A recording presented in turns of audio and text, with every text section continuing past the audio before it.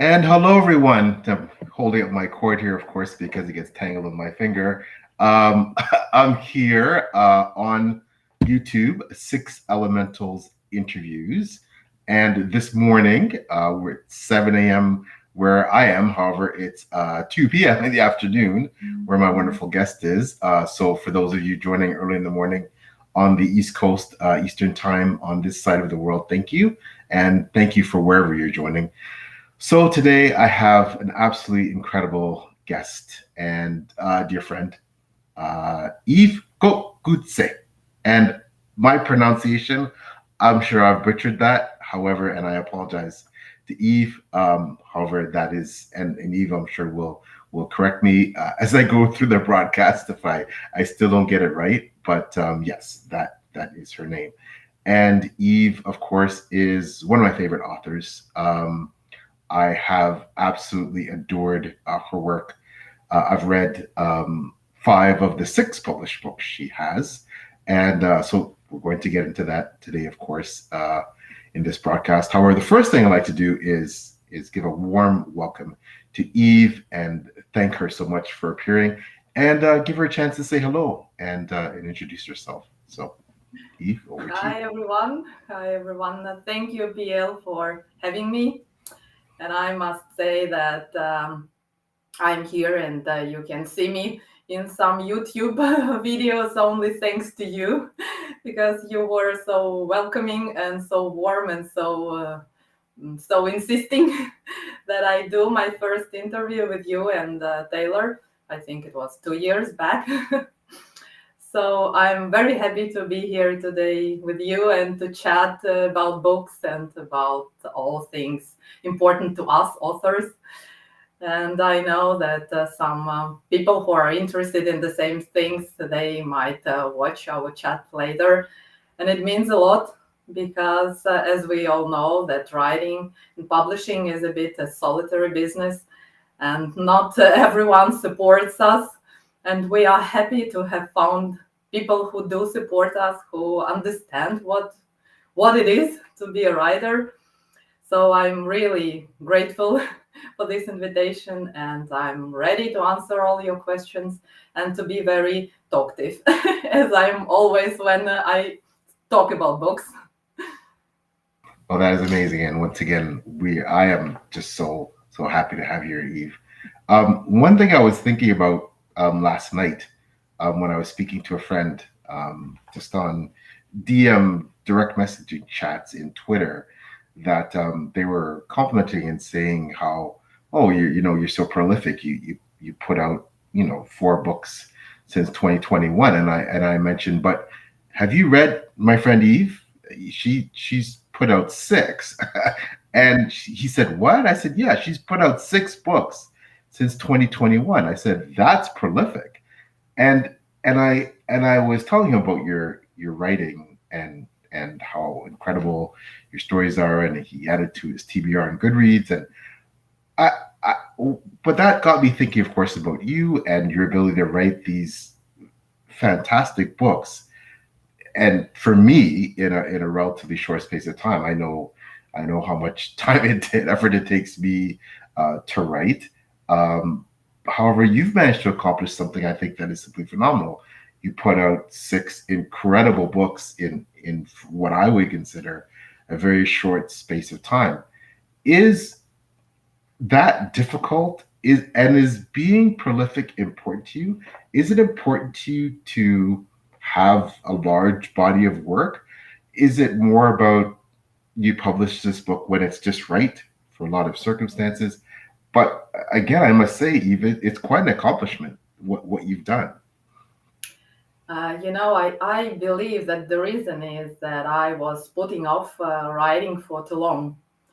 Um, you can say that it was beneficial because, as my husband Alex says, that it means that now I have not only, I wouldn't say talent, but I have not only wish to write, I have not only that urge to write. I'm sure you know what I'm talking about, but I also have experience. And I think that if I'd written these books 20 years ago, they wouldn't have had the depth I believe they have. And why 6 books in several years? I think it's because I just, when I got to writing, when I allowed myself to write, I got absolutely consumed by it. I just couldn't stop. And it became my priority, of course. And you know that my family is my priority. But since I'm a full-time mom, I'm full-time parent, I'm full-time wife, then I have some time to devote to something that is important to me at this stage of my life. So yes, that's basically it. I couldn't stop. All these stories, they were buzzing in my head, and when I finished writing one story, the next one was already knocking on the door. Eve, you must write me now. It's my turn. And yes, you mentioned that I have 6 books and all of them are published. And at the moment, I have one more finished manuscript.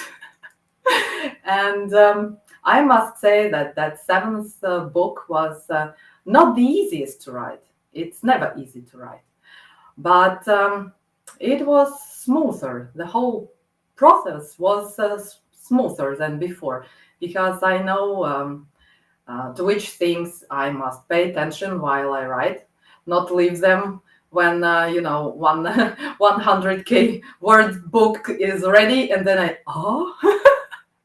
come on. So some things I look at once after each chapter, after each paragraph, and so yes, that's that's the reason why so many books in such a short time, because all my previous life, I think, was leading to this moment when I can sit down and write. Well, that is incredible, and we're so grateful that you've decided to grace us with all these books in such a short period of time. I know it's certainly been wonderful for me to read them and enhance my reading pleasure and discover a favorite new author in yourself. So that's been awesome on my side. And I don't mean to embarrass you. However, I must say, additionally to me loving your books and many other people loving your books, you've accumulated quite a few awards and award nominations for your writing, and I'm sure you're quite proud of that. Can you tell me, how does it feel when your writing gets this acclaim? I know in some ways for us as authors, we do struggle, I think, many times with imposter syndrome, and the sense of validation from receiving awards can be really important. But how do you personally feel about, and also the courage it takes to submit your books for these awards? I mean, you're taking a chance, the feedback might or might not be positive. You might win, you might not, you might place, you might not. I think it can be a nerve-wracking experience as well. So how do you feel about all the awards and accolades and the process of you submitting your books for these awards? I already said to someone, maybe to you even, that it wasn't my idea to submit my first book, Neglected Merge. It was, of course, my husband's idea, who is the best and my most ardent motivator and inspirator and everything, because he believes in me more than I believe in myself. As you say, we all do have, in some extent, we do have that imposter syndrome. And as to personally, in my case, it's not the imposter syndrome that my books might be bad.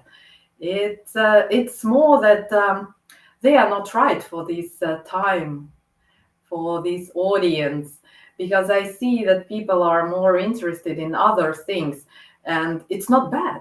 It's just the reality, because we know, and I'm not comparing myself to some legendary painters or artists, but we know that it's not something unique. It happens that during the artist's life, his work is not appreciated.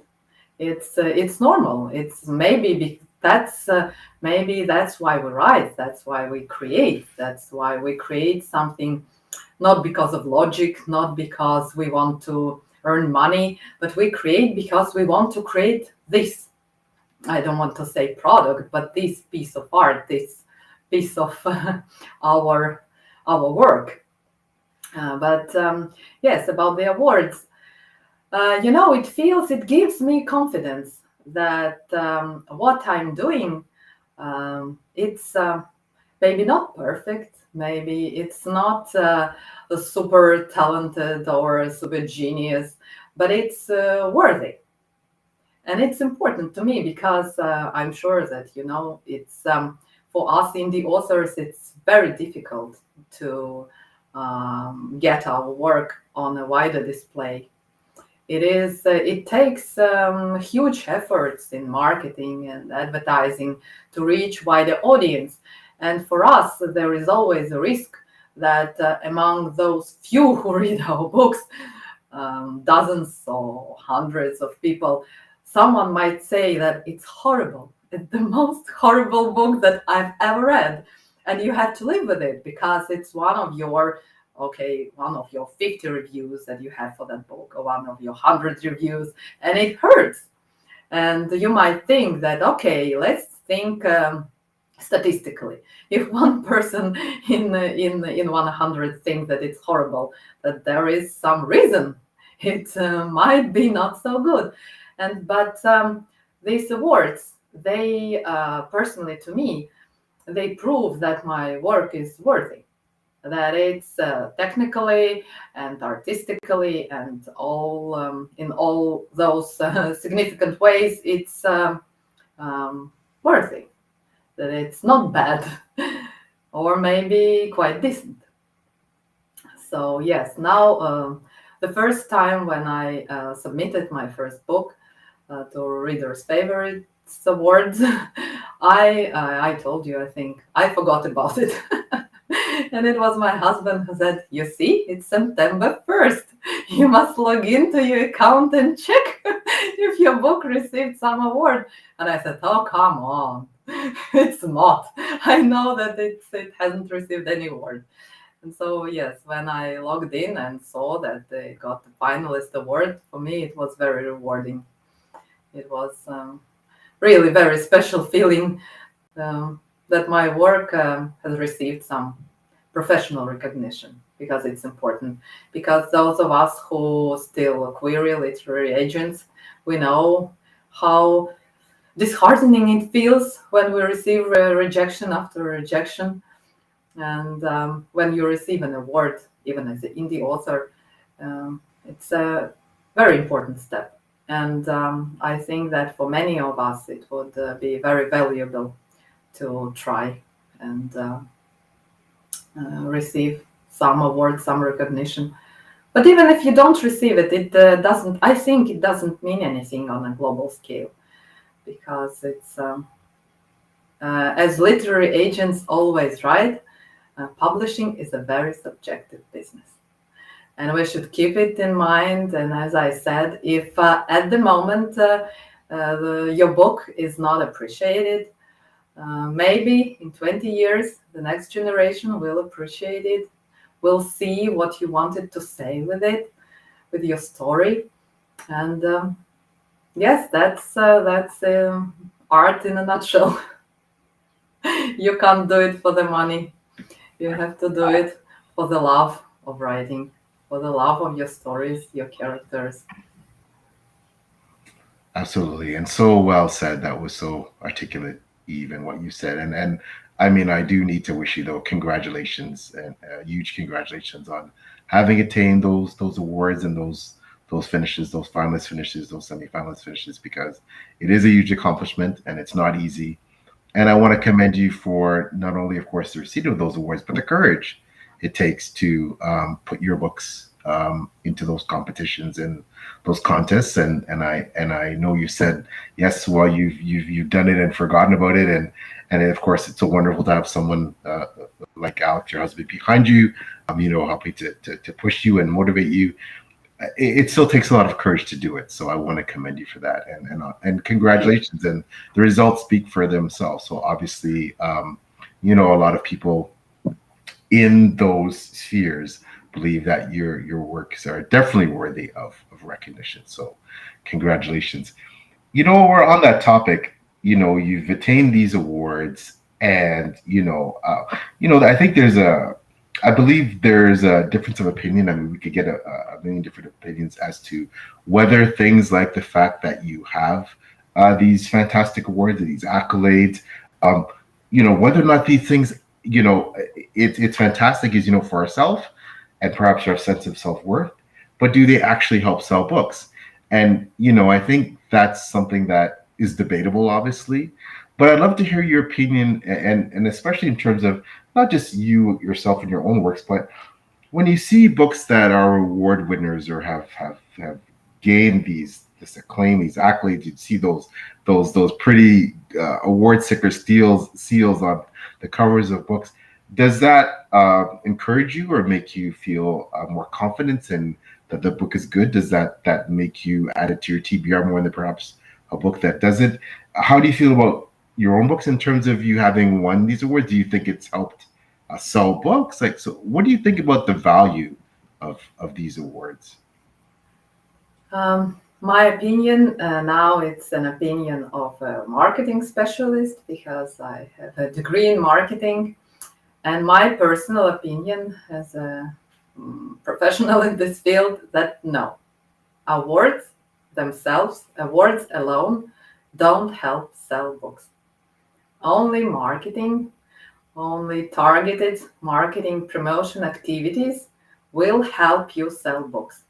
And then, if you found that thing that works, because in marketing, you can't even sell chocolate bars without a proper marketing campaign. Okay, everyone, 90% of people adores chocolate, but if they don't know about your chocolate, or for example, it's somewhere on the lowest shelves in the supermarket, they will never buy it. They will never look for it.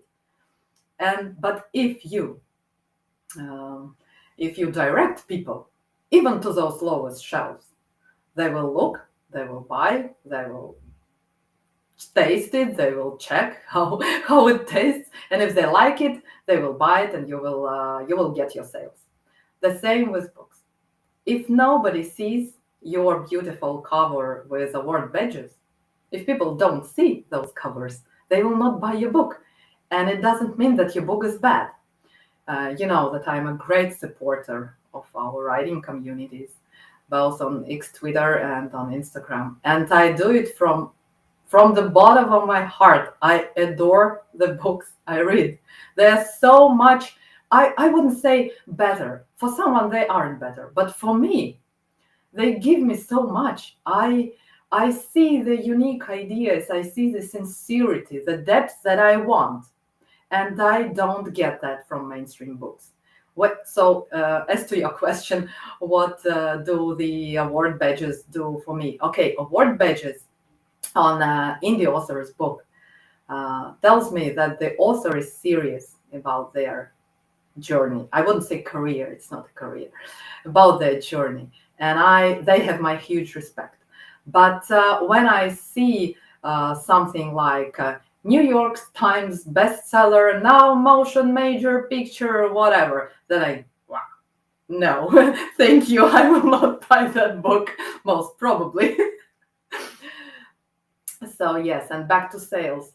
But if your book has awards and its cover has those flashy, beautiful badges, and if you promote your books in the way that is beneficial to you as an author, to your genre, to your niche, then you will get more sales.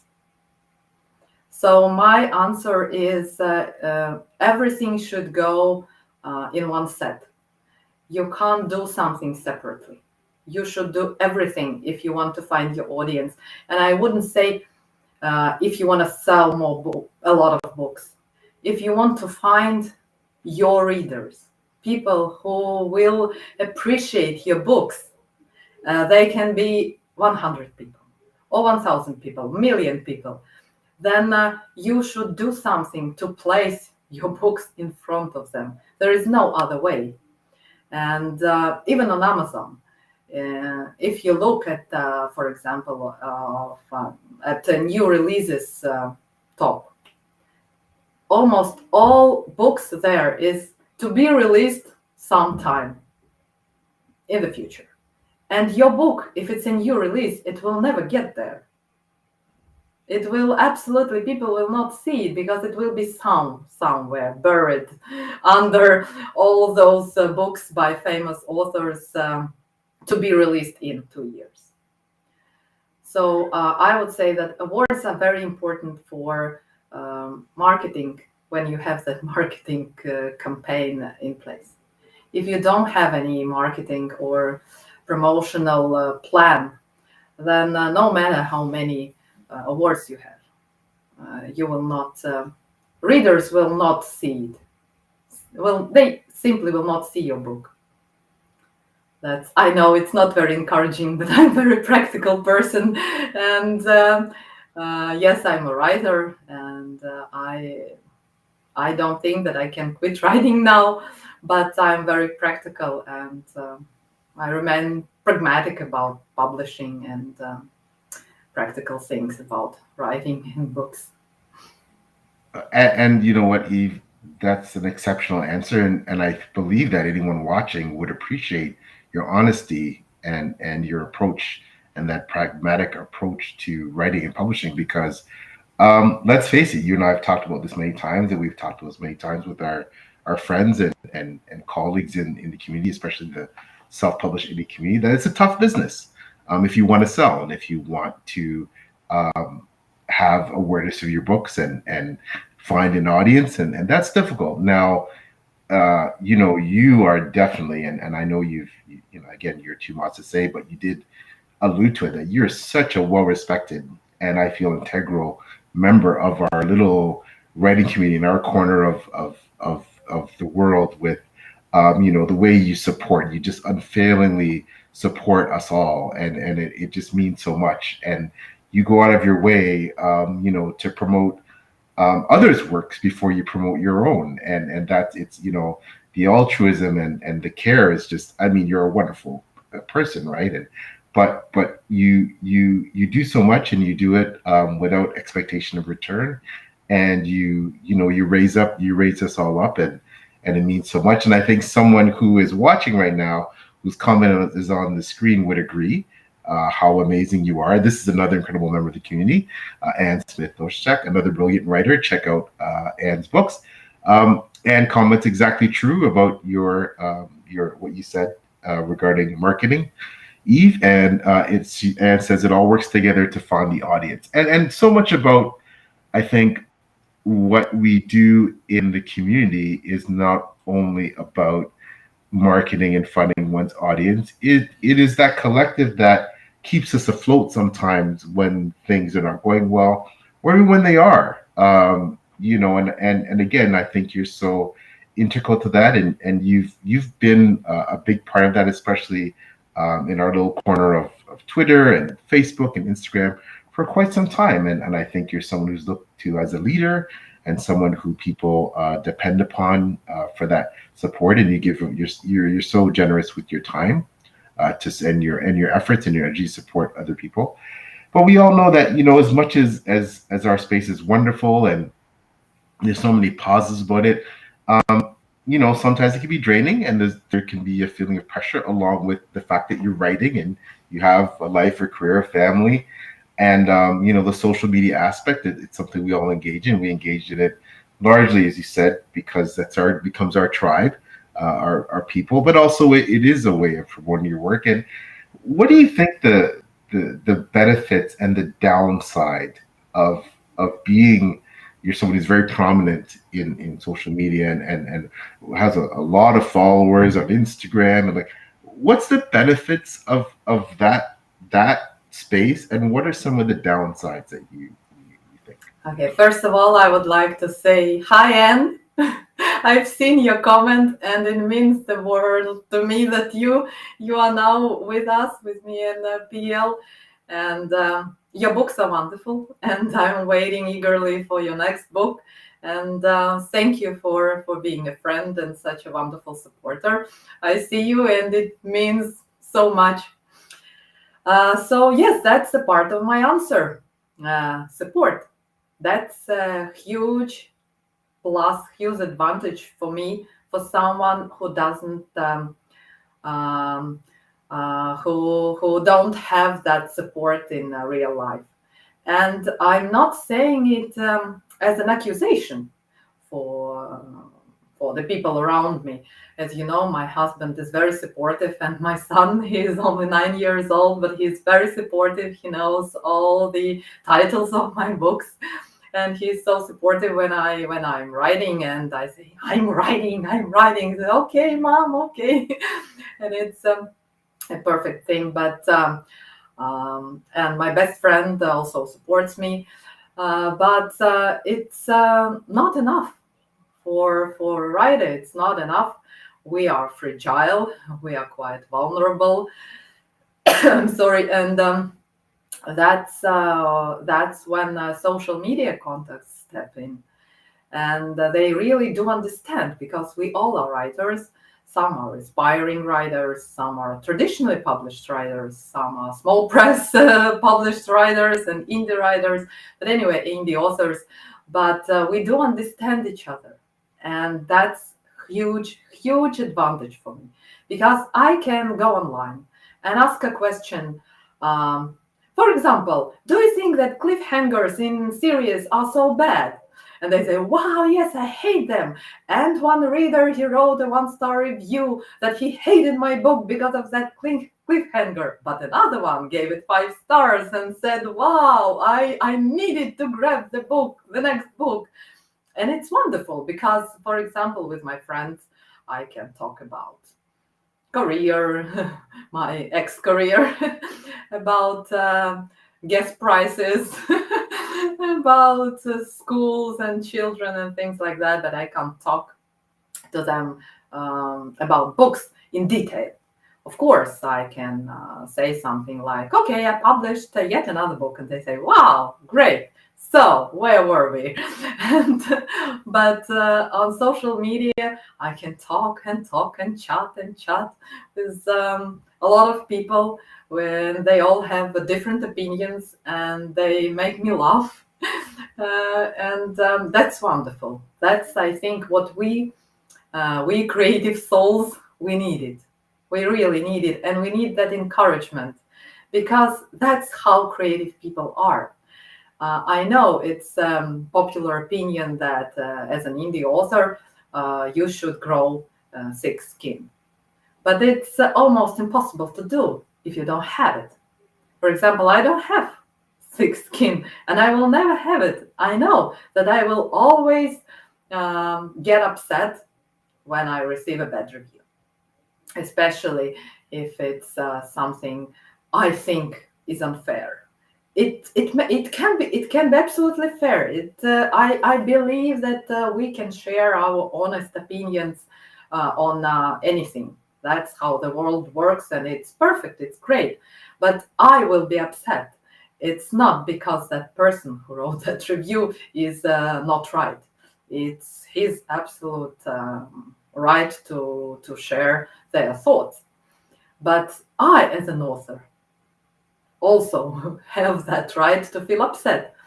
But because I have our community, I can maybe share my grief with the people who understand. Because my real life friends, they will say, "Oh, okay, that's okay, just it's nothing." But other writers, they will understand how much it hurts and what I'm going through at the moment, and that moment of sadness, it becomes shorter with every time, and it's much because of the people I have found in our writing communities. The downside is seeing some people giving up, because, as you say, I'm there for a while already, for 3 years, and I don't plan to quit social media, even though it is frustrating at times. It's upsetting and annoying, and it requires so much time, a huge chunk of my time and effort, because you have to communicate with people. It's social media. You can't just, if you aren't a star, a movie star or pop star, you can't just, drop a tweet and then it's 1,000 likes and 200 comments in the first hour, and yeah, it's huge engagement, the popular post, and that person doesn't even show up in that thread ever. And with us common people, it doesn't happen like this.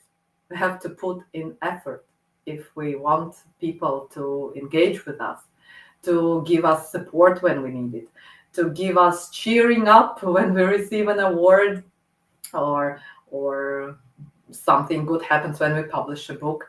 Of course, not all our followers will buy our books, but at least if they press like, if they write congratulations, well done, it already warms our hearts. And because of that, it really saddens me when I see people with whom I established some prominent contact, some relationship, they go. I understand why, but it really saddens me because I get used to people. For example, I'm so happy that we communicate with you, PL, for these 3 years, and it means a lot. And I know that I can disappear for 1 month, and then I can DM you. Hi, PL, how are you? I've seen that your next book is coming out next month or something, and you will reply, and we can chat. And we will discuss our families and writing and books and reviews and everything. And it is really, really very gratifying to have such people in my life. And when they decide to quit our writing community, it's yeah, it's sad.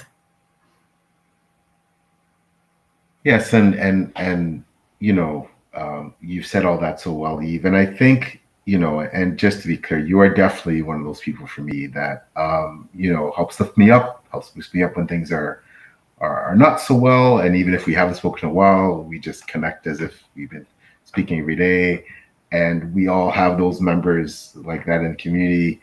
Sometimes it seems like that's shrinking, as you said, because as you noted, a lot of our friends and people we form these connections with have left for various reasons. Sometimes they haven't liked the platform, they haven't liked the direction in which a certain platform is going, or perhaps they found a new space that they enjoy more and they just feel that they have to devote more time there, whether because more of their own other members of their tribe, their people have migrated there, or because they feel they get more joy out of that space, or perhaps they even sell more books out of that space, or have more. It's more beneficial for their writing, for a variety of reasons. But that has been tough as well, and sometimes it feels like especially I think in our Twitter corner, that a lot of our friends have left, but a lot of them are still there, and that's Yes. fantastic, and we get to enjoy them, and I totally agree. And I think one of the things that I've seen in the time that I've been there, with people like you, is that we've forged these relationships, and I always say that and I'm so, as we've talked about, I cannot tell you how excited I am to hopefully get to meet you and your family in person in Yeah. Glasgow at WorldCon Yeah. this year. And I feel the same way about so many of my friends, close friendships like with you that I've made in these spaces, that I never would have thought 10 years ago that I could say that I'm so close to some of these people that I've never actually met in person, that I've only met Yes. virtually. And that is something that's a new phenomenon, I think, that especially post pandemic, that has occurred with a lot of us. But specifically in the writing community, we have all these friends all over the world that we've never met, but you feel so close to them as dear friends, and then to have the opportunity to finally meet them, and sometimes it never happens. But Yes. but the fact that it could, and that potential is just, it's almost overwhelming. And but it does make you realize that that these relationships that we form in these spaces are really important. It doesn't matter that we've never met some of these people. We can communicate with them like things like this via video, etc., and all our online chats. But it has really made all the difference. These relationships, these virtual relationships, have made all the difference. In some cases, the difference between some of us pushing on because of that support and that love that we're and giving up, and that's incredible. And we're both blessed with wonderful spouses, especially, and family in our corner. And there's many authors who also have that, and it can take different forms. Sometimes that's simply your partner alleviating certain chores so you have time to write and focus on all this social media stuff, and or just giving you a pat on the back or a hug or a kiss to say, hey, you can do it, or reading your work, and helping to give you feedback, etc. It can take many forms, and it can, and not every partner or spouse or family member is in a position to always support as much as others, and that's not a judgment. That's just the reality. People lead busy lives. There's different pressures, financial pressures, etc. But the one thing that I've realized, though, in being in the space, that for some people, unfortunately, the community is their only support. Perhaps they don't have a partner, they don't have the family support behind them, or the other friends that are engaged in this milieu. I mean, there's lots of authors who have wonderful supportive family members, but they don't read their books, and that's not their thing, right? And they're not involved in the whole entrepreneurial thing that we do. So sometimes this community is basically, that's the nutshell of what they're looking towards for support. So I think we're very privileged and lucky that we have these people, and that people such as yourself who are so unfailingly wonderful and supportive exist. So I think we are very lucky. So Yes, I absolutely agree. I absolutely agree. It is it is very important to have people who understand us, who support us, who believe in us, because yes, that's a good point you made about some writers not having that support in their families, and it's understandable. It's I can understand that, because if you don't share that dream, it's really difficult to understand why something so, let's say, intangible like writing stories can be so vital to you. Because what is vital? To earn money, to pay the bills, to raise children. That's vital. That's understandable, solid. That's something we all have to do in to some extent and in various combinations. But writing, why? Why would you write? And if you don't earn anything from it, if you have to spend money on it, why would you do that? And some people, I believe, they think that it's harmful for their families, and they try to discourage their loved ones from doing it, and they try to make them see that it's silly, that it's not worth it, and it's tragic, because it's really tragic for these people, because, as I said, now I can't stop writing.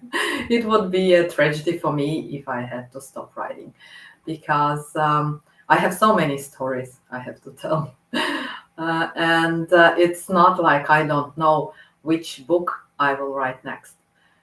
At the moment, I told you that I'm in the middle of a very challenging journey of writing a 5-book fantasy series. But you know what?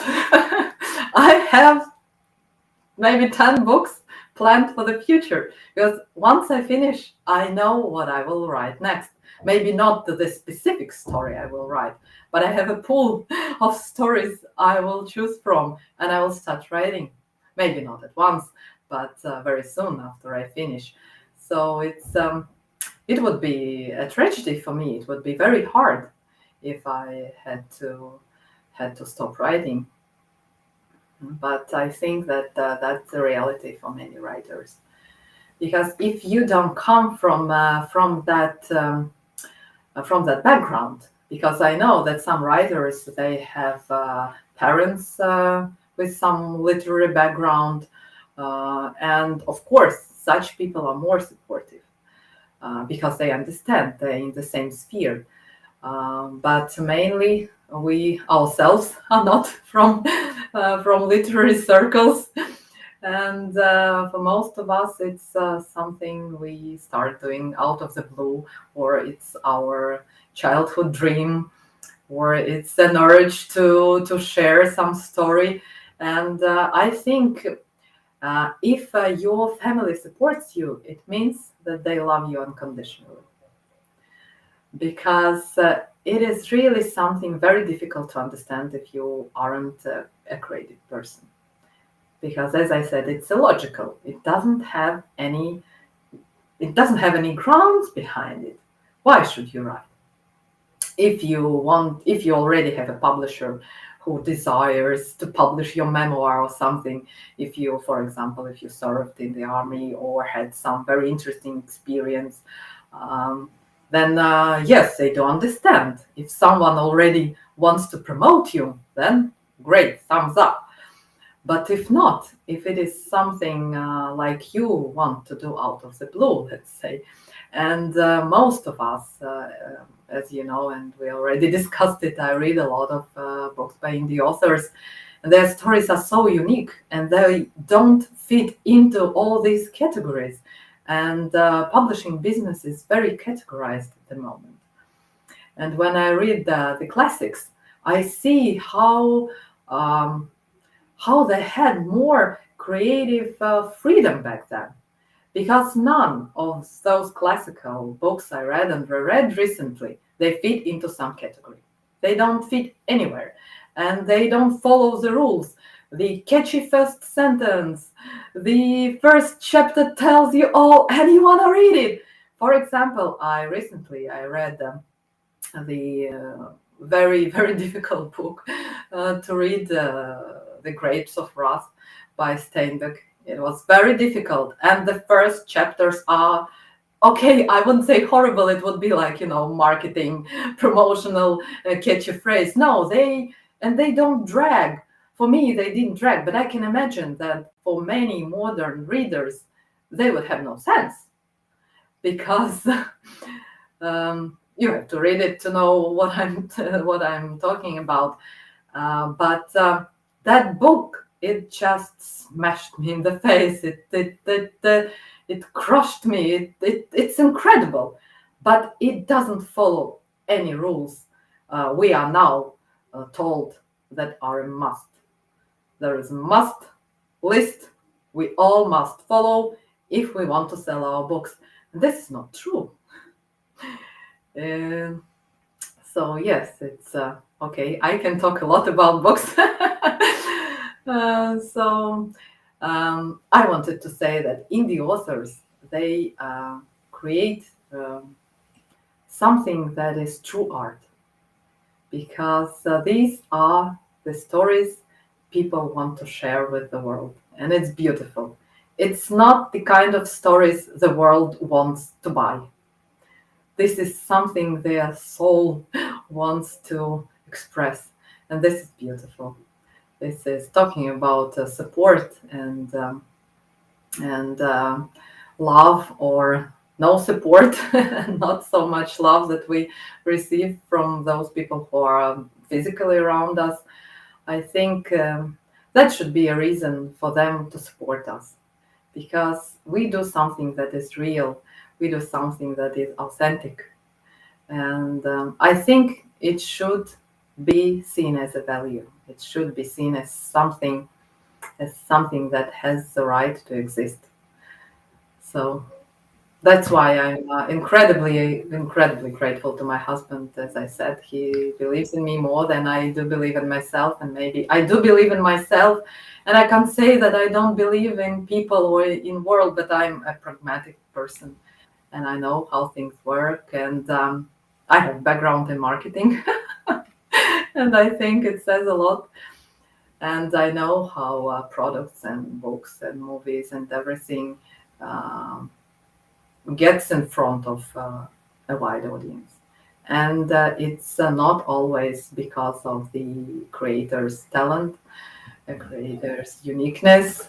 I don't want to offend anyone. Of course, it's not about that. I want to encourage those authors who maybe think that if their book, after they publish it, if it doesn't receive sales or reviews, that it's a bad book, because there are books with thousands of reviews, but they don't come organically. Let's say they come because of marketing and because of promotion.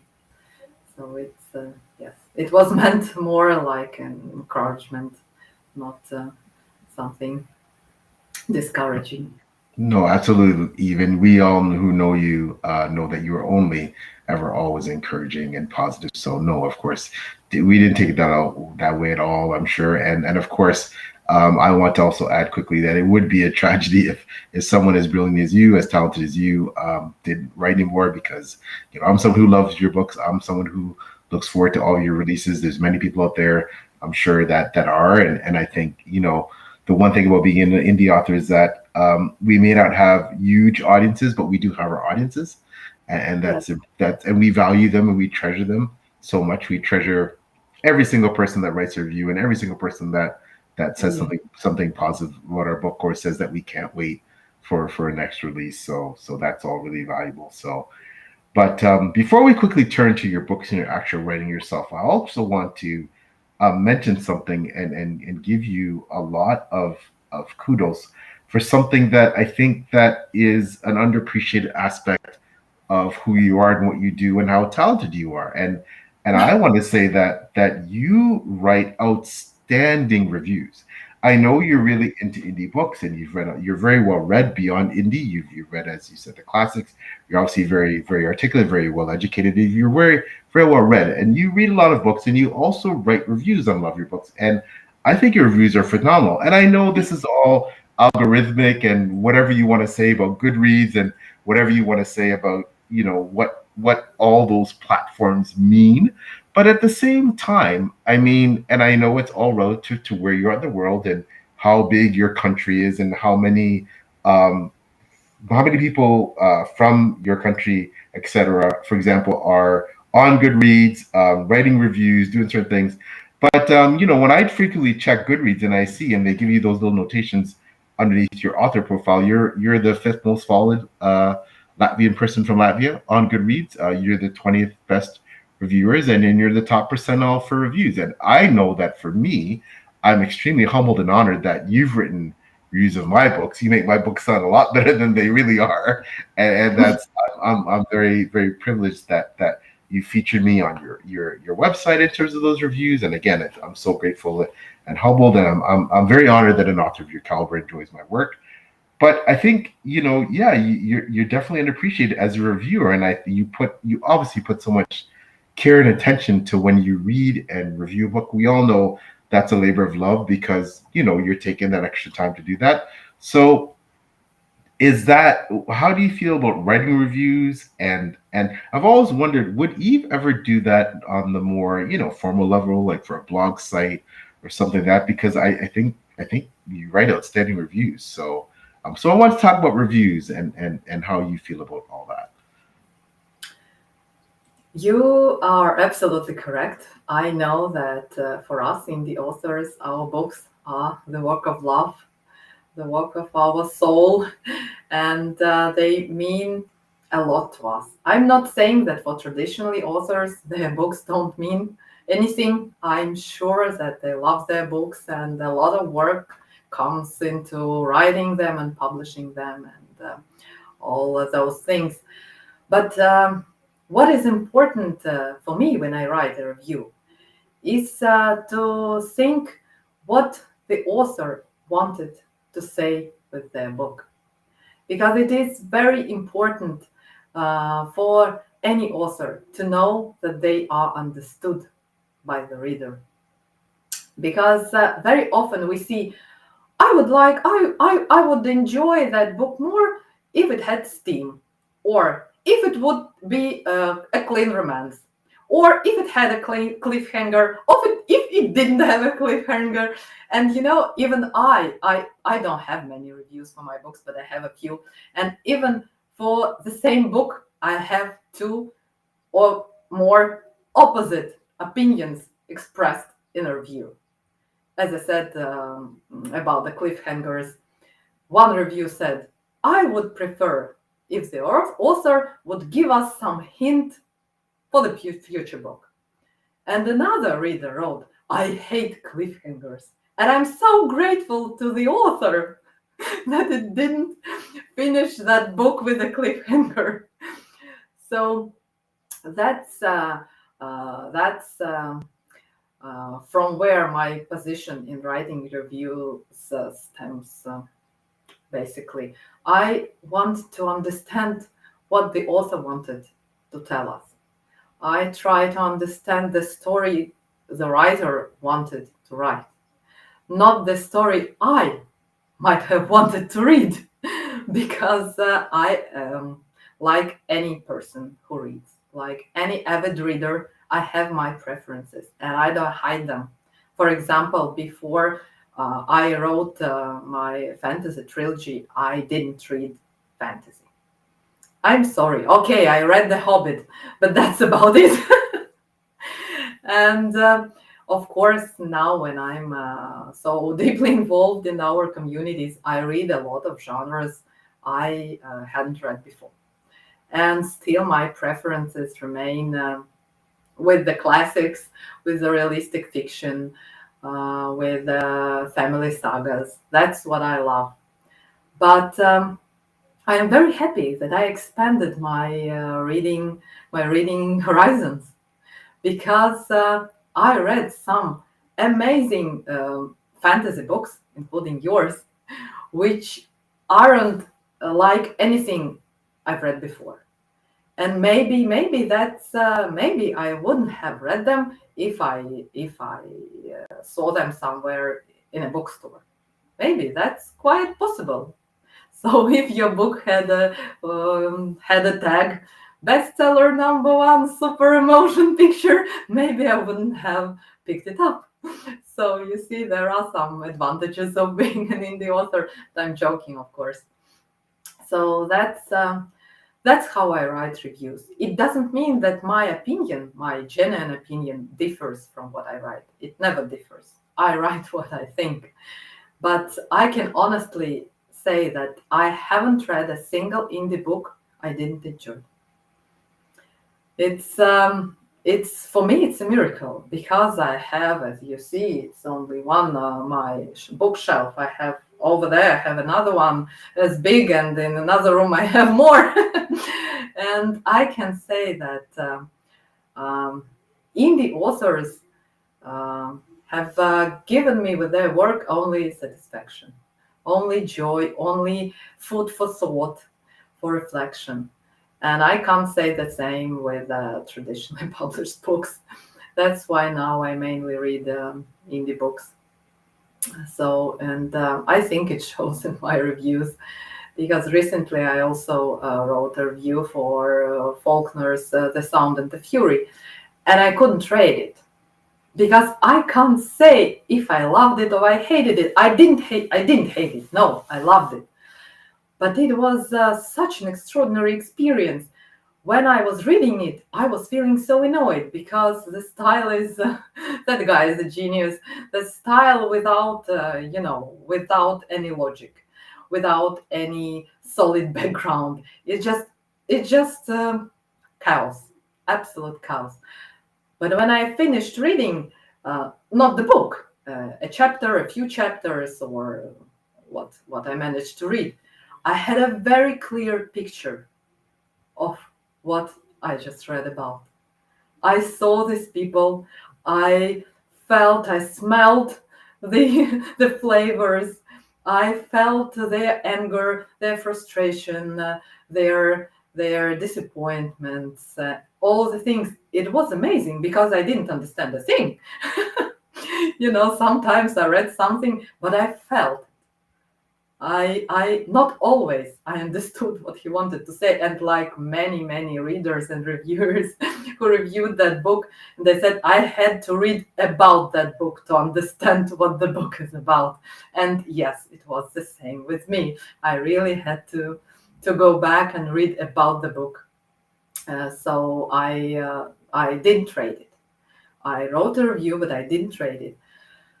So yes, that's my main approach to writing the reviews. I think about the author, about the story, about the thoughts behind that story, and what the author wanted us readers to see, to feel, maybe to contemplate, and that's how my reviews come about.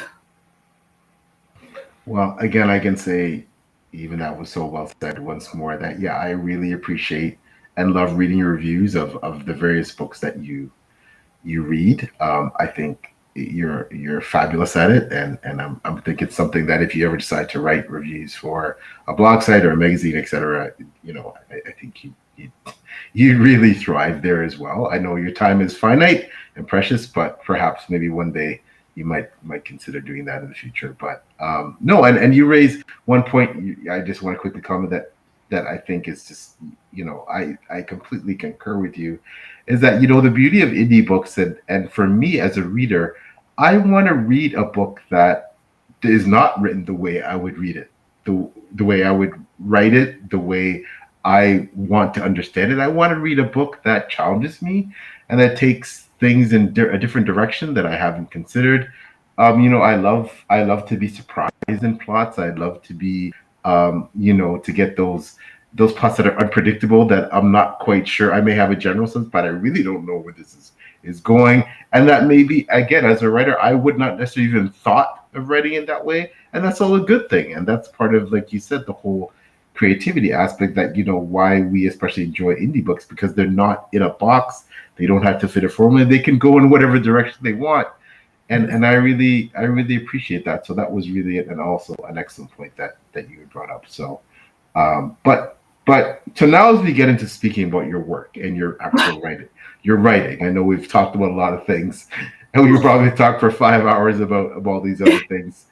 One of the things I definitely, and I feel a lot of your fans like myself admire about your writing skills and your abilities, is that I honestly believe now, after having read 5 of the 6 published works that you have out there, and of course I plan to read the 6 soon, it's on order, is that you can write in any genre. And it's the beauty of indie too, is, we talk about fit into boxes, our books straddle genres a lot, right? But also a lot of indie authors, you'll find that they can cross genres. So you have, and again, this book, it lives in my head. I cannot get out of my mind. So The Accidental Cop, all of your books are phenomenal. This is very different from what you've written before. So if you'll indulge me, I'm going to kind of go backwards in your books, but this is the second most recent book that you published, prior to Broken Chances, which we'll talk about later. But so, for example, The Accidental Cop, your main series is essentially dystopian fantasy romance. That's my classification, and please don't, that's just mine. I'd love to hear how you classify your own series. But so this is somewhat of, in my opinion, police procedural, a thriller, but an extremely compelling drama, and a look into the life of an individual, who's a police officer, that it is not what, and especially I think from a North American lens, it is not what I wasn't prepared for this book. Let's put it this. I was not prepared for how deep this book was going to be for a fairly short book. I wasn't prepared for how poignant this book was, how it would touch me and affect me on a very personal level, especially as someone who's in law enforcement. And I wasn't prepared for I mean, you give so much to this book in terms of a historical perspective, in terms of the time and place. Um, this book, and I while we're here, I have to put up and comment again. Yes, a simply outstanding book. Thank Can you. you can you tell us about this book? What some of the inspirations were? Why you decided to essentially shift gears? You wrote, dystopian romance. You wrote more, a coming of age tale with finding your way, romance, a bit of some fantastic elements. Then how did we get to this, to this amazing, incredible, dark, gritty, police, procedural? How do we get here, and what is this all about? Well, The Accidental Cop is the kind of book that I would have read myself before I joined the writing community and started reading all those other genres. As I said, realistic fiction and uh, books about people's lives, about people's destinies. Uh, these are the books that I've always loved and always preferred reading. This book is, in a way, it's a tribute to um, how the transitional period of time, which my country had to go through. Uh, it's a tribute to that time period and the people who had to go through all the hardships that transitional periods inevitably bring. Because I feel it is hugely subjective. Because I don't watch every television program. I don't watch TV at all, but I used to. I don't read every blog. I don't read every news website. But that's my personal impression that those times, the 90s in Latvia, the savage 90s as we call them, they are portrayed in a certain way only from the perspective that our country got our independence from the Soviet Union, and we started that shiny, light, and blissful way into independence. And I'm sure, I'm not only sure, but I know people who started thriving in the 90s. Some started their own business. Others joined the civil service, and there were a lot of opportunities for concrete groups of people.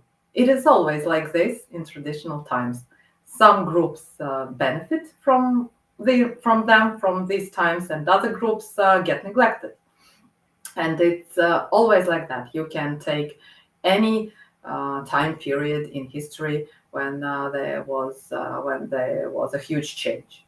It's the same topic is very very vividly described in my favorite book, Gone with the Wind. It's not a romance. It's not a love story. It's a story how the country went through major changes. The same is the thorn birds. It's huge, very deep portrayal of how life in an Australian sheep station is. It's not about a love story between a young girl and the guy who wasn't supposed to love her.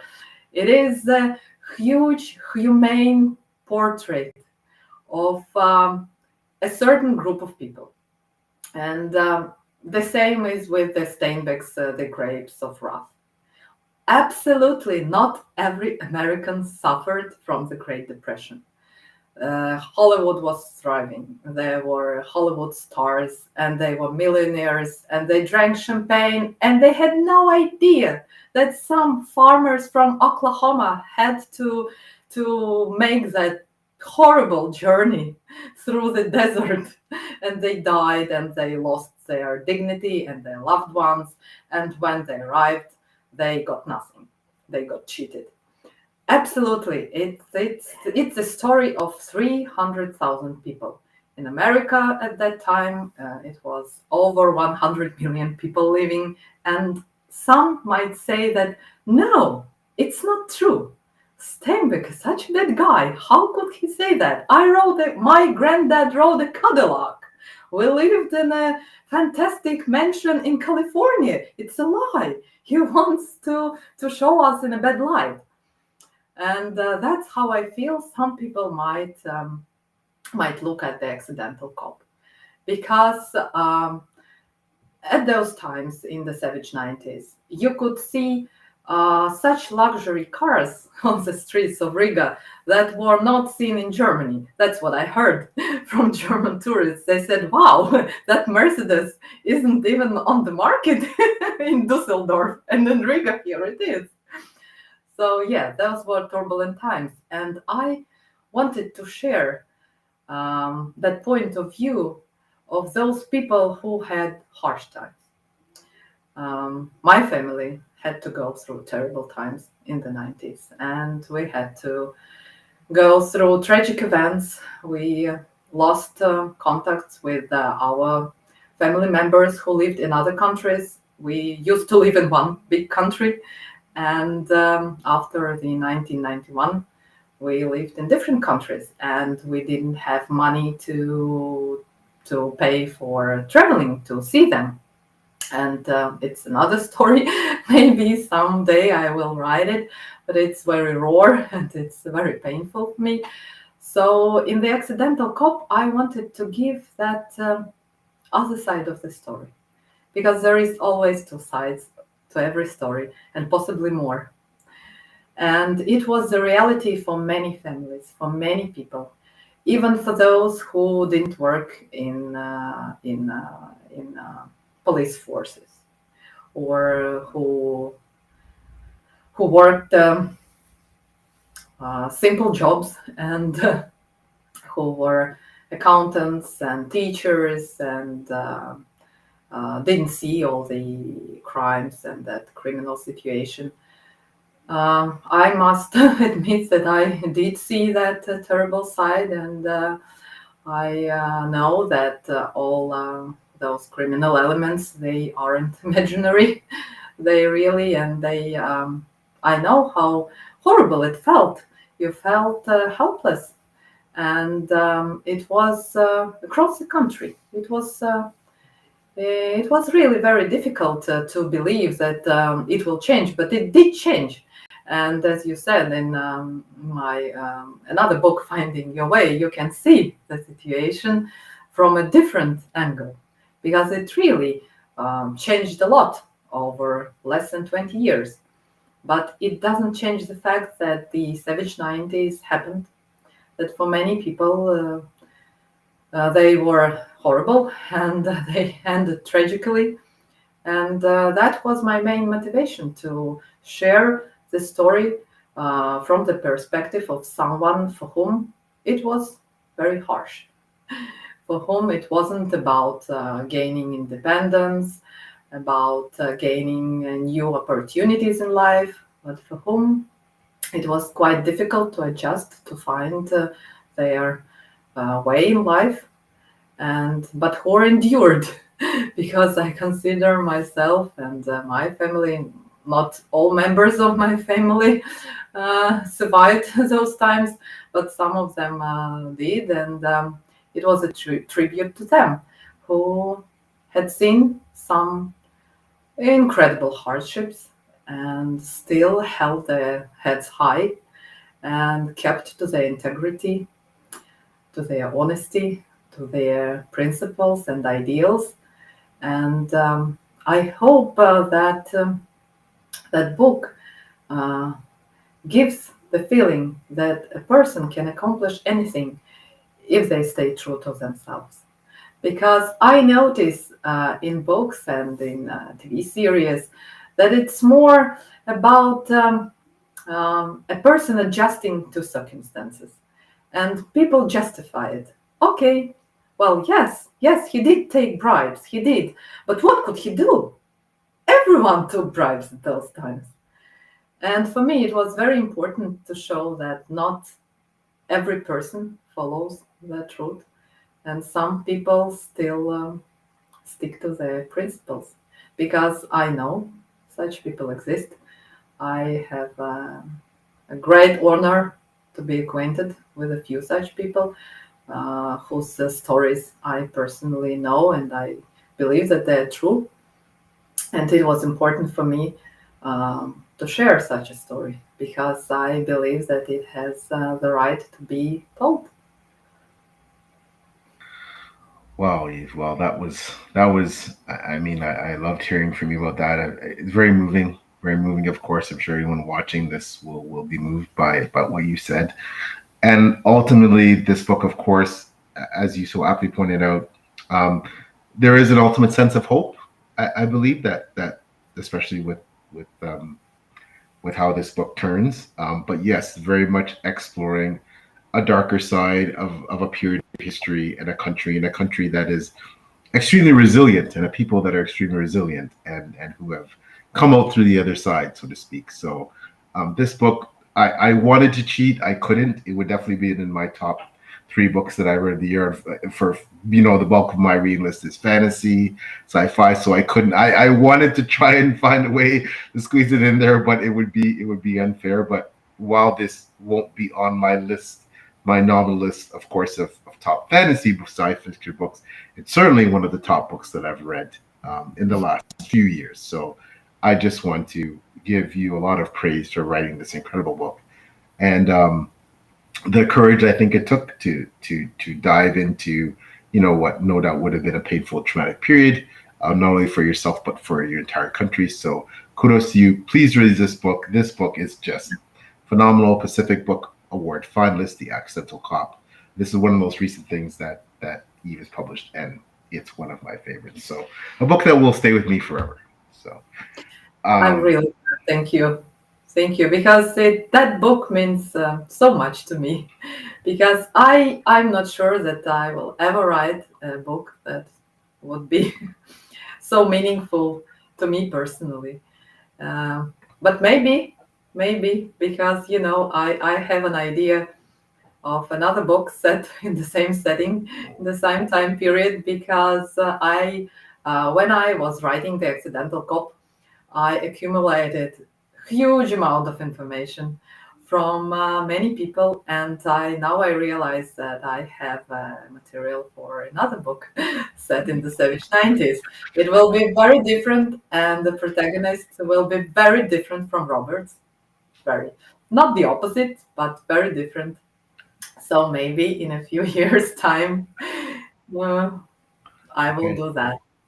Okay, well, I'm excited for that. I'm very excited that you're saying that. Roberts is one of my all time favorite characters, especially in the thriller, police procedural type of fare. So he was just incredibly well drawn and really drives the book and makes it is part of what makes it so special. So I'm very excited to hear that there could be a possibility that we could see you could revisit that period. So but you had mentioned as well that another brilliant book you've written, Finding Your Way, that this is also and for me this book, and of course this was much more, and I believe you wrote that way as a coming of age book, Yes. somewhat romance again, and but also I think for me this is almost like a period piece.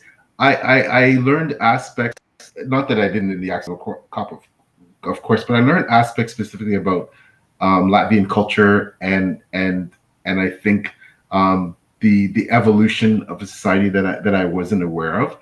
Um, can you talk a bit about this book and what it's about and what it means and why you wrote this book? Yes. Well, it's not a secret that I love my country. I love the city I grew up in. I still live here. It's a seaside town, Jurmala. It's the best place in the world. And I'm saying this after I visited, okay, not the whole world, but after I visited many countries and I've seen a lot of magnificent, breathtaking views and amazing places like Norwegian fjords and Dorset countryside and Jurassic Coast in Cornwall and Dorset. Magnificent, absolutely. breathtaking places. And I lived there as well, and so I could feel those places not only as a tourist. Um, but I can say that my hometown is the best place in the world. And I adore our capital, Riga, and I know a lot about its history and architecture, and I could be, I think, a guide. Uh, so I admire our history and our versatile culture and everything about my country and my hometown and our capital and about everything. So that was the main idea why I wanted to write a book set in Latvia. After I finished writing my fantasy trilogy, the Neglected Marriage trilogy, I wanted to write something different, and that story somehow assembled in my mind. I wanted that story to have all the things that are very dear, very important to us who live here. It's our traditions. I know that a lot of people, a lot of countries have similar traditions to celebrate midsummer, but only in Latvia, it's the biggest holiday in a year. It's bigger than Christmas, bigger than New Year. It's wow. Our midsummer celebration is the center of our year, and it's we have day offs, and everybody celebrates. Everybody goes to the countryside or stay in the capital. They stay here. If they stay here, we have huge celebration in the center of Riga. So I wanted to share that. I wanted to share that special something that only we have. Nowhere in the world, the midsummer, we call it Yani or Ligo, is celebrated the way it is celebrated over here in Latvia. And I wanted to write about someone who doesn't want to leave Latvia. Because for us, for me and my husband, it was quite a challenge trying to persuade people that we don't want to leave. Because it was the time of prosperity, as we call them, 7 prosperity years before the crisis, the financial crisis of 2008, 2009 hit. Everything was so cool, and it seemed that we are going only up, up, and up. And people were buying new houses, cottages, because, as you know, we mainly live in blocks, and it's not bad. It's fantastic. I also live in a flat in a high rise. It's not high rise; it's only 5 stories high. But that's how we live, and it's great. I'm just not a house person, but it's not about that. But I wanted to show that time, that optimism we had before the crisis. And I wanted a book character who would love Latvia as I love my country, and who would have strong opinions about why she wants to live in Latvia. Because, as you know, in Finding Your Way, Zanda, the main character, she has a brother who moved to the United Kingdom, and her brother is a kind of general portrait of of a young person who left to Ireland or to the United Kingdom at that time. So I didn't want to make them look funny or to be sarcastic about them. I wanted to show, as it is with the accidental cop. I'm not saying that everybody was poor in the 90s. I'm not saying that for everyone it was a tragedy. I just want to show that it was different for different people. And the same with Zanda's story, the same with Finding Your Way. I wanted to show, to a certain degree, my position and my husband's position. Why we love Latvia, why we're happy here, and why, despite some not so bright, let's say so, points of living here, we still make that choice to stay. And that was the main idea behind Finding Your Way. I wanted to show how beautiful my country Nice. is, how interesting and exciting some of our traditions are. And I wanted to share my point of view why I live here, why I stay here, why I um, don't move to the countries where I could maybe have achieved more. That's in a nutshell about finding your way. Well, and I must say it was so well done, and I think you so adeptly contrasted the wonder, the and dare I say the magic of the pastoral settings that was just so, I mean, those images, you're such a great writer, and those images are so vivid, and I still there's so many little aspects of that I still very much have in here in my brain when I think of Latvia. And you juxtapose that with the vibrance and the sophistication of Riga. And this is a world class city with culture and history, and like, and then you balance those two, and you really gave us, I feel, a really fulsome picture of a beautiful country that's so dynamic and has so much to offer. And I know for myself, and of course, I mean, it is a bucket. I will go to Latvia one day. There's no question. You are But very welcome. and of course, You will see the best places. I can guarantee you that you will see the best of Latvia whenever you decide to come. and I know how privileged I am that if Deb and I come to Latvia, we'll have you and Alex as tour guides. I just feel though that now, when I do, it will mean so much more, and it'll be so different now that I've actually read this book specifically, because it's giving me that bird's eye view. So now I'll be thinking about is how amazing your descriptions are, but how that stacks up against when I actually see it. But again, another phenomenal book. That very much worth reading. A little bit of magical realism as well. It was very, that aspect was so enchanting, and I found myself caught up in what some of the folklore and that meant to without spoiling things too much, what that meant in terms of this book. But again, another absolutely wonderful book by you. So now we turn to what for me is, it's hard because I love all your books. I'm a fantasy reader by, of course, that's what I predominantly read. The Neglected Merged trilogy is one of my favorite fantasy trilogies anywhere self-published or traditionally published.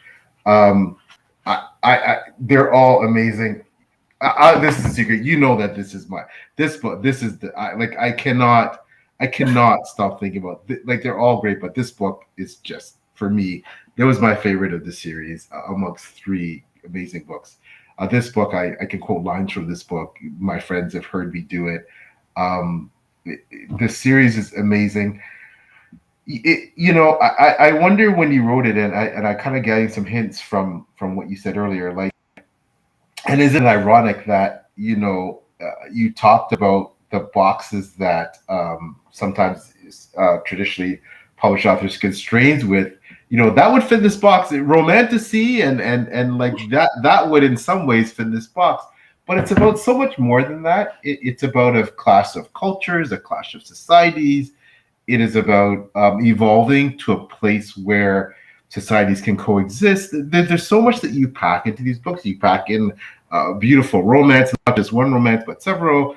You pack in, a changing of the guard when generations change, and what that means in terms of there's just so much I could talk about with this series. I could write a thesis on it. But what what do you think? And this is your main series, I would say, because obviously this is the only series you have currently on. I know exciting news. You have another fantasy series planned, and I do want us to have a bit of time, hopefully, to talk about that as well.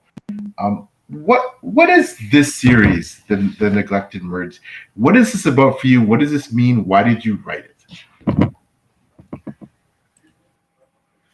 These books are the work of my heart.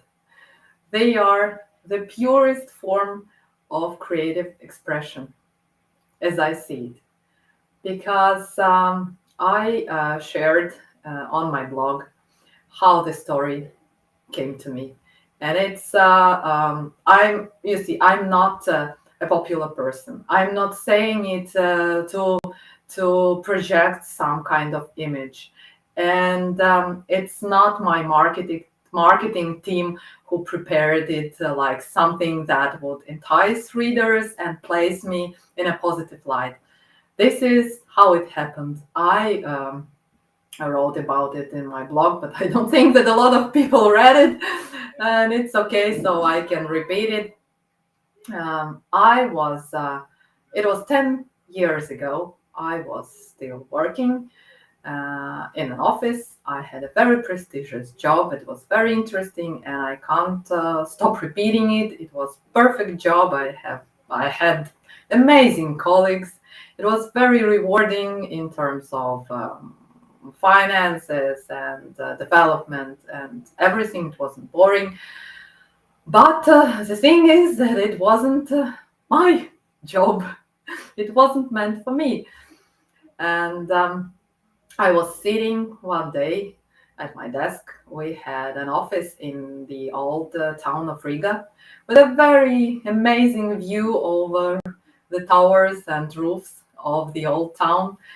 And I was sitting, it was summer, and I virtually saw a man with black wings landing at my feet in my office. And I started thinking, who is it? What is it? And why am I seeing that person? Because, as I said, I was never a fantasy reader. I read the most canonical fantasy trilogy, The Lords of the Rings, only recently. I confess to that. It is true. I was never very interested in fantastical tales. So I decided to explore my mind. Why? Why did I see that man with black wings? Was it an angel? Maybe someone opposite to an angel? And then the story started to unfold in my head. And I heard the dialogue between Toria and Doran, and I saw what happened during their first meeting. And then I started typing, and I typed maybe 3 or 4 chapters of Neglected Merge right there. Yes, I can confess that I did that. It wasn't right to use my working place in this way, but that's what happened. But then I didn't forget about it, but I left on maternity leave soon after. So I put off writing that story. But when my son was born and he was, I can say maybe 1, 2 years old, I decided to finish that story because it was living inside me. And I had that story already written in my head. And I wrote it down. And then I tried to query it because I had no idea that indie publishing existed. I had no idea about Amazon publishing opportunities. No one knew that I wrote a book, even my husband. But when I realized that I would not get far with my querying and with the literary agents, then I decided to tell him. And it was his idea that I should self-publish it because he started researching the issue and he said, wow, you see, now you can self-publish it. And I said, what?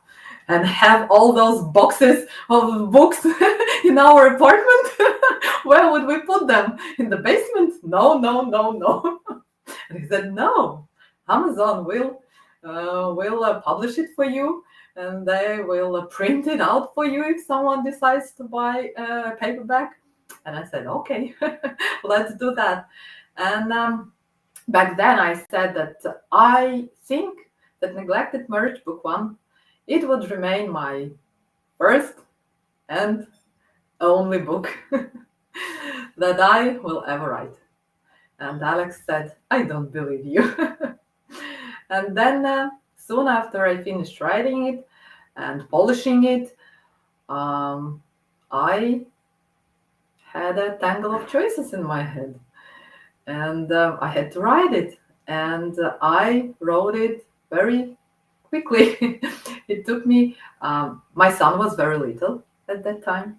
It's very important. He was very little, and I'm a very responsible mother. I did everything my son, I think, needed. We took long walks, and I prepared special food for him, and I was very meticulous. So, what I want to say, I had a little time, but still, I finished a Tangle of Choices in 5 months. And it was such an incredible journey because, as you said, my books are very different. Yes, there is some romance in them, but Tangle of Choices is very different from book one, from Neglected Merge. It has a very different vibe, even if I say so myself. And it meant a lot to me that I can write a book in 5 months. I didn't have, it meant a lot to me that I didn't have any problems with plotting, with characters. It went quite smoothly. And then I had to finish that story because basically the story doesn't finish in Tangle of Choices, although it doesn't have any cliffhangers. Some readers did or didn't appreciate. But then yes, and then I wrote Shifting Directions, and it wraps the story, I believe, in a quite logical way and in a quite respectful way for readers. It tackles some issues that are important to me, including how we feel when our loved ones become older, and friendship, love, lifelong commitment, and how people who love each other, how they go through difficult times, how they make difficult decisions, and they stay faithful to each other and to the idea of their togetherness. All these themes are very important to me, and I believe that a part of my soul is in that trilogy. Although I'm aware that it's, as you said, cross-genre trilogy, and it's not, maybe it doesn't tick all the boxes for fantasy readers, even for romantic fantasy readers, because it's not steamy, it's not straightforward. The storyline is not even, let's say so. For me, this trilogy means that I finally embraced my nature as a writer. It wasn't something logical, it wasn't something that I planned, it was something that happened. And uh, personally for me, it means the world because it was, as I say, purest form of creative expression. Some professionals in the field or people who read a lot of fantasy books might say that it lacks something because of that, that I should have tried and fit it into the accepted format. But I'm prepared for this trilogy not to ever have wide readership, not to have widest following.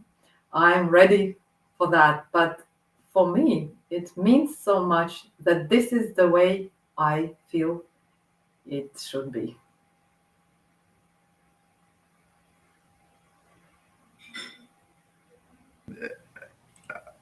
That was so well said, and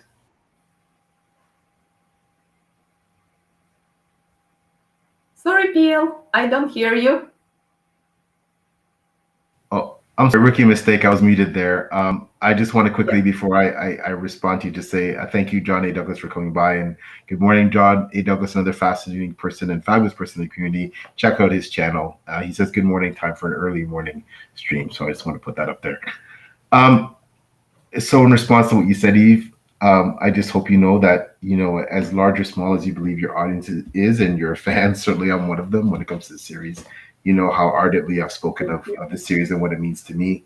Um, I think that I can certainly see in the writing that a part of you personally, from what I know of you as a person, as a friend, is in this series, is in the main character.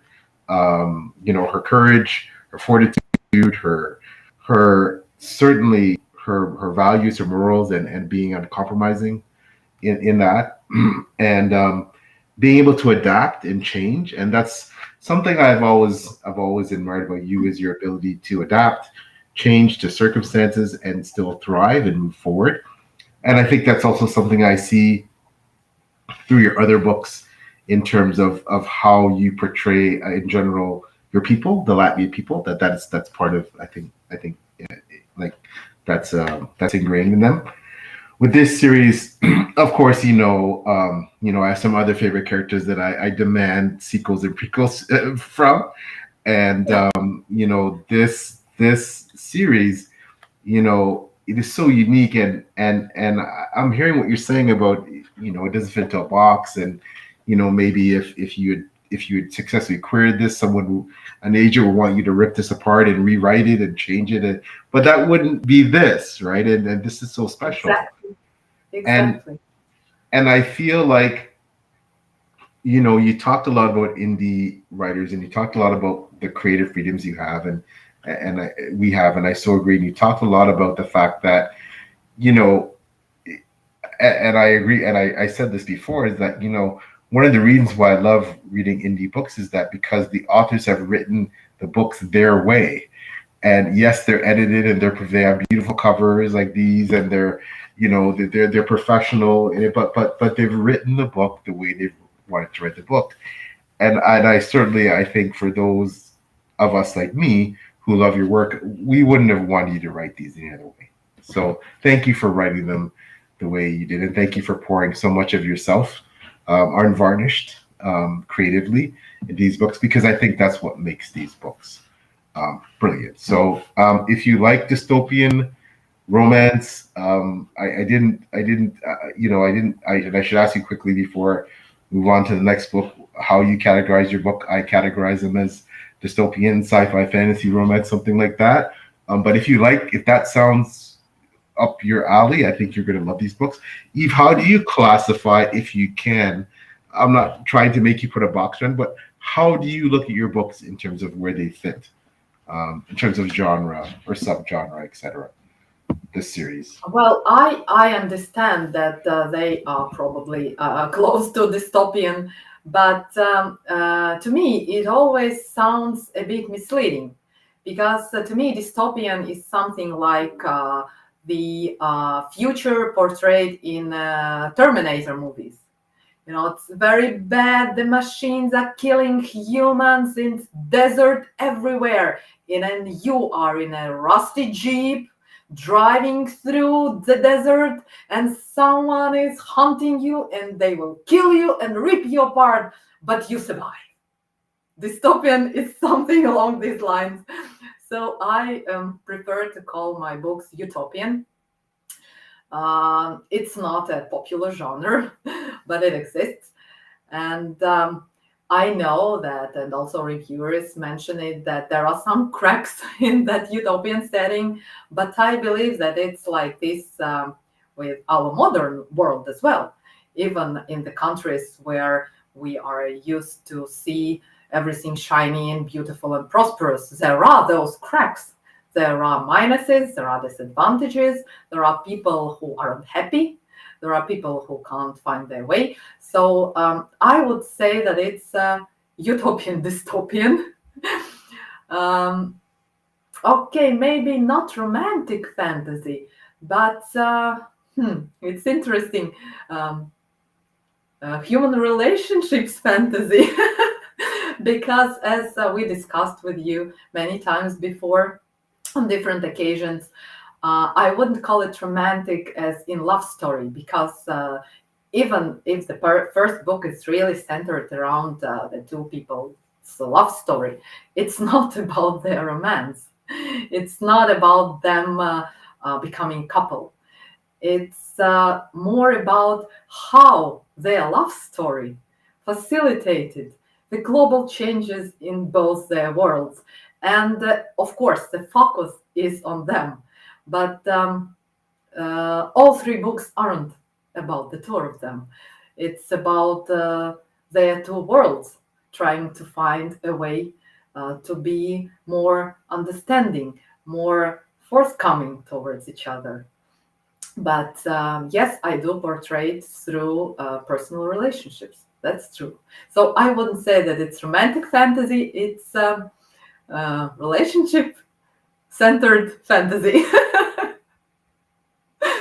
And that's what I think I love, and what one of the things that appeal to me. And I love romance. I love pure romance books, and I love Absolutely. romance elements in books, whether it be Yes. fantasy others. But I think, you know, I don't think there's you can't account, or you can't discount how valuable life experience is, and you can't, and you have it. I'd like to think that I have some myself, and you can't discount how someone with life experience and a lot of experience with relationships, how well they're able to portray relationships. And you do obviously phenomenal work in that aspect. And that, and again, it's about the ability to portray mature relationships. That's one of the hallmarks of this series. That, relationships, as you said, you talked about, two people going through a marriage, a long-term commitment, and overcoming challenges and still finding a way to remain committed when they face some extreme challenges, right? And there's so much more than just their relationship riding on their union. And again, it's so well done. And I just have to quickly say, one of the reasons why, of all the three books, why this book is just so, unforgettable for me, is because how you handle it in this book, right? And what you make the characters go through in terms of the tests to not just their lives but their relationships specifically, and how those tests manifest, and how you look at it honestly, unflinchingly, and so realistically, that it really just, again, I couldn't get enough of I've reread this book so many times because of that. So, but in the event, that is, again, it, I think we've sung the virtues of this series, so that hopefully some people definitely watching the replay, watching live, watch replay, will check this out if it's their thing. So, if you don't mind, I know you mean so generous your time. I would like to be able to quickly ask you about the one book of yours I haven't read yet, Broken Chances, which it has been published, and congratulations on that. That's your most recent publication. Would you mind telling us a bit about that? I haven't read it, so unfortunately I cannot. I will be reading it soon. Obviously, I'm going to read everything you write. I try to, in some ways, frankly, and I've told you this very candidly, I try to stretch it out because I don't want to not have an Eve book that I haven't. I want to be able to know that there's something out there of yours that I haven't quite yet read, that I can enjoy, that I can look forward to, right? Thank So, you. can you tell us a bit, please, about Rogan Chances and what that's about? Broken Chances is a book about a young woman who makes the wrong choice in life. She is young, she is inexperienced, and she's not sophisticated. She comes from a quite common background, and she marries a man who is much older than she is, and she moves to England. She is from Latvia, but the book is set in England, in Dorset mainly, and a bit in Cornwall. And she marries that British man and moves there. And so the story unfolds how she gradually discovers that she made a mistake and what she can do to make things right. And the whole story is set against beautiful landscape of Dorset. It's where it's a place where my own love story started with my husband. So it was a unique experience writing that story. The story itself is not based on my personal experience, but all the things that the main character, she's called Margarita. It's her Latvian name. Margot is a smaller version. And all the things that she experienced there happened to me. All the funny situations, all the embarrassing situations she finds herself in happened to me. So when you read it, it's all true. All the things she didn't know about England, about Dorset, and they are true, and they happened to me. And the story is about a person trying to find a way out of a difficult situation, no matter the circumstances.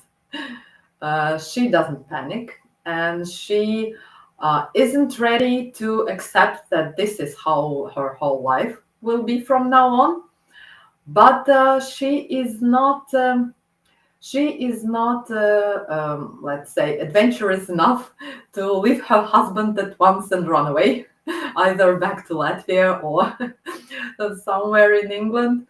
So that's the story in a nutshell. You should read it.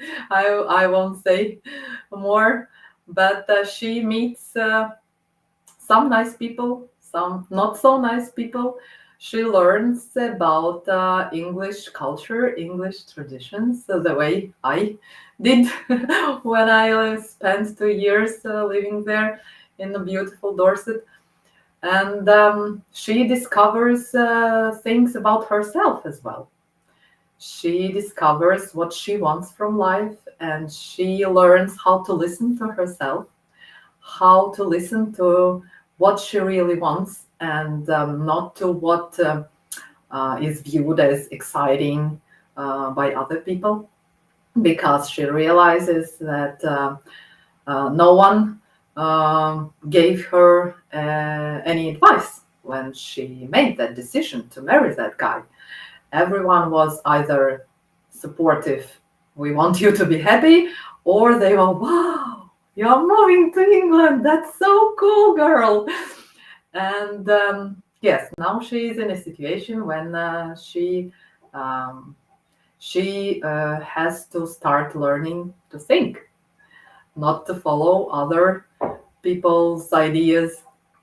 And she finds help, she finds friends, and I won't say if she finds love, but it's Margot's journey towards finding herself and her true happiness.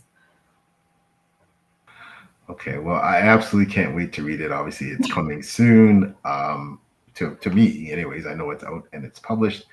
And again, because you're one of my friends, and I'm fascinated by your story as well. That I can't wait to read another book where there's some of you in there. It just helps me learn about you as well as a person. So I'm very much looking forward to reading Broken Chances. So. And of course, Envy, right? So, and I apologize. I know this has gone on so long. I feel like we could talk for hours, but I do want to before we leave, I want to give you an opportunity to speak as well about and this is blowing my mind, this upcoming fantasy series that this sounds really interesting. I know you may not be able to share a lot about it, but can you just tell us a little bit about what this new project that you're working on?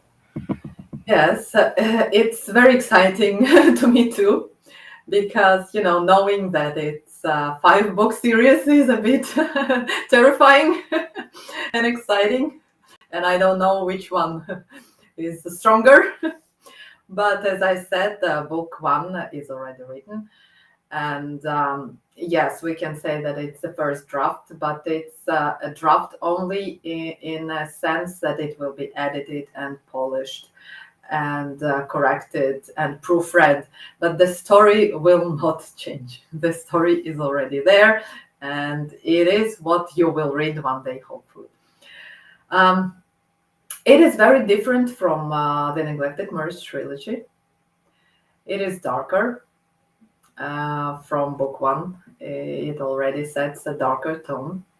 It tackles, it is similar to the Neglected Marriage only in terms of it tackles the problems of two cultures trying to live together, or more, it would be, um, they are not trying to live together, they are trying to stay separate, but they are forced to live together. And the story shows how they are forced to face each other and to try to understand each other.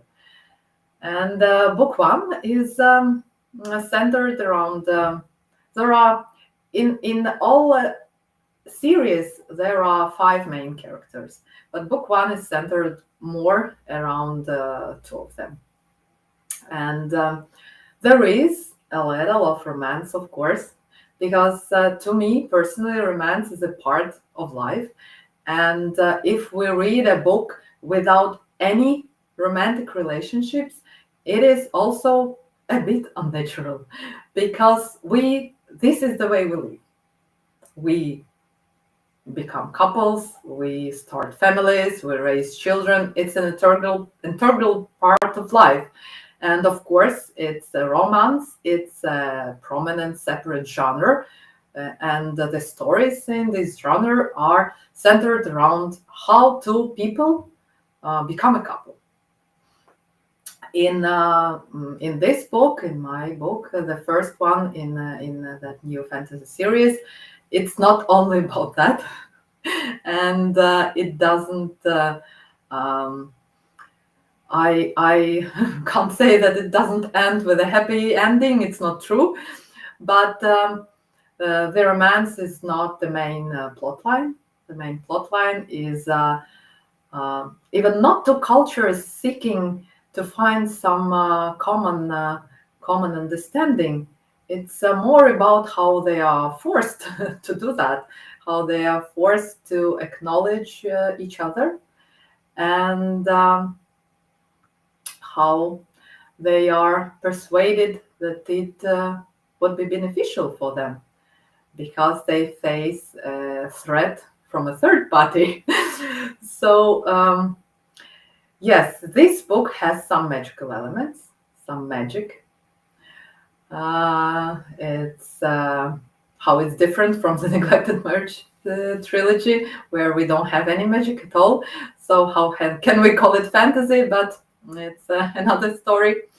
But this new series, it's I wouldn't say that it's heavy on magic, but it has some magical elements, and magic is a part of what drives the plot forward. So, as I said, there are five main characters, and all of them are introduced in book one. But the first book is about two people. They were not supposed to meet. They were supposed to, I wouldn't say hate each other, but feel some contempt towards each other, because they are very prejudiced against each other. But then they embark on a journey together, and their views of the world, of their cultures, and of each other change along the way. They face a lot of hardships and risky situations, and they see each other and also each other's culture in a different light. Wow. Well, this sounds. I mean, it sounds breathtaking. I cannot wait to read it. I, I'm so happy for you. Congratulations that you're working on a new epic. Probably, and obviously, it would be your longest series so far, Yeah. longer than Neglect to Merge. And I know, as you said, that in itself can be a bit scary. I know that long series now they come in and out of vogue, perhaps, and the trilogy seems to be that standard, kind of middle ground, but yet Yeah. people, I mean, look at me, I'm writing a 7-book series, and you're writing a 5-book now, but I think there's a place definitely for a longer series. I think there's something beautiful about immersing yourself in a longer series. Yes. Really get diving into the characters and their lives and see them evolve and change. And I'm so looking forward to your series.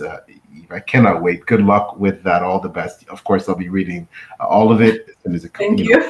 possible. And I'm sure a lot of people who love your work are very, very excited as well about. So I'm very happy for you with this new development, and we can't wait to read it. And thank you for giving us that little tidbit, that share that is special, because now kind of I feel we've got something that a lot of people haven't been aware of. So this is Yes. fantastic. I'm honored. So again, this I apologize it came so long. I mean, I think you and I could probably talk for hours about you and your work and your writing and all things, but I do want to be respectful of your time. I know you have your family and things to do. Before we sign off, would you mind please telling us where we can buy your books, where those who want to engage with you or follow you and see what you're doing on social media, what platforms you're on, things like that. Before we end, anything else you'd like to say before we sign off? Yes, my books are available solely on Amazon. So if you are a Kindle Unlimited subscriber, then you can use that system to read my books. They are available in ebook and paperbook formats. So I'm very active on social media, and you can attest to that, Pio. You can always find me on X Twitter and on Instagram as well. I must say that I love Instagram, even though all the algorithms have, let's say, spoiled a bit of that experience, but I still love it because I love taking pictures, and I have a lot of beautiful scenery to show. And I love sharing the beauty of my country, of Latvia, through pictures. And I am very active on X Twitter as well. I have an author page on Facebook. I'm not very good at grasping how it works and how to attract people to interact with me there. But if you use that platform, you can easily find me there. It's If Koguce Books.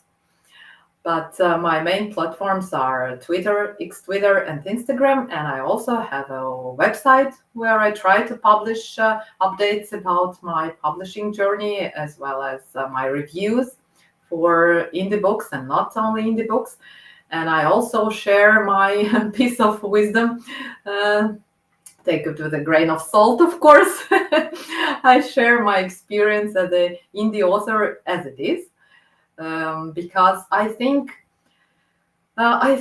with all the information, with all the tons of information we can find on the web, it is still difficult to find authentic information. So my blog posts about indie publishing aren't very encouraging, maybe not very inspiring, but at least they are about what I experienced, how it felt for me, how it was for me, how it worked or didn't work for me in terms of marketing, publishing, and book promotion. So my website is ifkoguce.com. And you're always welcome to read it, to read my posts, my reviews, and I urge everyone to read my indie books reviews and to choose the book that touches something in your heart, because you will not be disappointed. These books are amazing, and I'm an avid reader since I was 5, and I can say that indie authors now are my favorite authors, and some of them, including UPL, are on my top. They're really in my top list. I'm looking forward for your next book. You can see PL's book is on my bookshelf, and my husband reads his books as well. And you can always interact with me. I'm very responsive. I don't treat social media as a self advertising platforms. I treat it as a tool to communicate with like-minded people, and I would love to communicate with more people who share my vision, who maybe would like to read my books, or with those who have something to say about writing, publishing, and books in general. Well, thank you so much, Eve, for sharing that. Excuse me, with everyone. And again, I can say that Eve is certainly a worthwhile follow. She's such a fascinating person, so engaging, intelligent. She's a brilliant writer, and most importantly, she's such a wonderful person.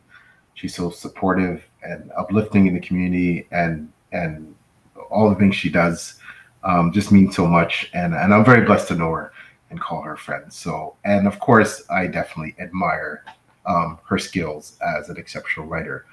I want to thank everyone for joining us in the chat. Again, we have another final comment here from Anspet Nochak. I look forward to this new series. Eve, thank you for this wonderful interview, both of you. And again, Anne is a wonderful writer and a wonderful person in the community. Check out her works as well. I want to thank everyone who joined us in the chat, Anne, John A. Douglas, etc. Anyone who's going to watch the replay of this. This is certainly what I feel is a very worthwhile discussion with a fabulous member of the writing community and an incredible author whose books, amongst my favorites. So check out Eve's series, the main series, the Neglected Marriage trilogy, and of course her other books such as Find Your Way, Broken Chances, The Accidental Cop, and of course with her new unnamed yet fantasy series that she knows the name for sure, but hasn't been able to reveal it yet. But we'll be looking out for that.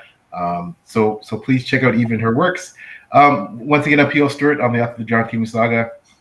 You can find me on Twitter, X, social predominantly, also Facebook and Instagram less frequently. But if you're part of this space, you generally know where to find me. And of course, on page chewing beside my wonderful partner Taylor from Made People Pages.